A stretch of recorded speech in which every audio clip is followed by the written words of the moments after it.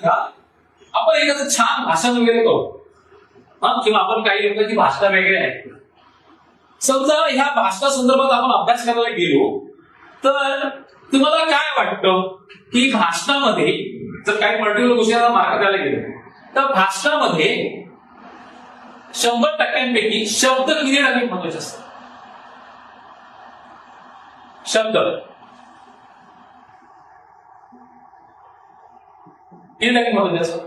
30%. तुम्हाला काय वाटतं? 30 to 40?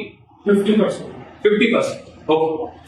मी थोडस माझा मुद्दा ना थोडा आणखी स्पष्ट करून सांगण्यासाठी मी तुमच्यासमोर माझ्या आयुष्यात एक अविस्मरणीय प्रसंग सांगेन. चालेल तुम्हाला? तुम्हाला थोडस माझ्या आयुष्यात एक असे पिकनिकचा एक प्रसंग आहे तो तुम्हाला सांगतो. मी हा फक्त गंमत म्हणून सांगत नाहीये तर त्याच्या पाठी काहीतरी कारण माझ्या या मुद्द्याकडे येण्यासाठी तुम्हाला प्रसंग सांगतो. प्रसंग असा आहे, पुण्याचाच आहे, शेअरचाच आहे. झालं होतं की मी एका ऑफिसमध्ये कामाला होतो जसं मला म्हटलं तसं, आणि त्या ऑफिसमधून आमचं ना वर्षातून 2दा पिकनिक जायची.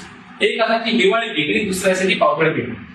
तर एक दिवशी आम्ही अशी चर्चा करत बसलो होतो, त्यानंतरच पाऊस सुरू झाला होता. रिमझिम पाऊस वगैरे पडत होता. म्हटलं आपण ह्या पावसाळ्यात पिकनिक प्लॅन नाही केली, आपण पावसाळ्यात पिकनिक जायला झाली. आमची चर्चा सुरू झाली आणि स्पॉट किंवा ठिकाण कुठलं तर मी म्हटलं आपण पुण्याला जाऊया सिंहगड.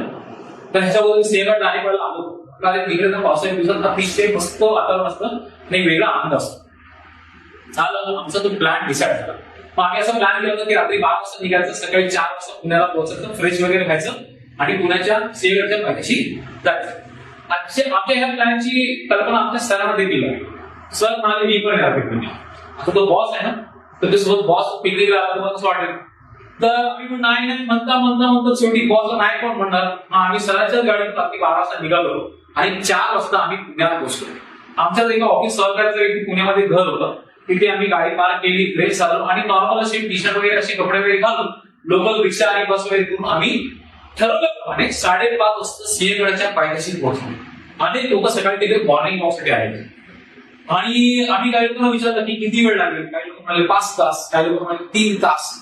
हे गडबड झालं. आम्ही म्हटलं जे असेल तसे आपण स्टॉप करू. वातावरण अतिशय अप्रतिम म्हणजे एकदम अप्रतिम. रिमझिम पाऊस पडत होता, दाटसं दुःख होतं, त्याच्यानंतर हवेमध्ये एक प्रचंड गारवा होता आणि काय तुम्हाला सांगू एक वेगळं असं आल्हाददायक आणि आम्ही गड चढायला सुरुवात केली.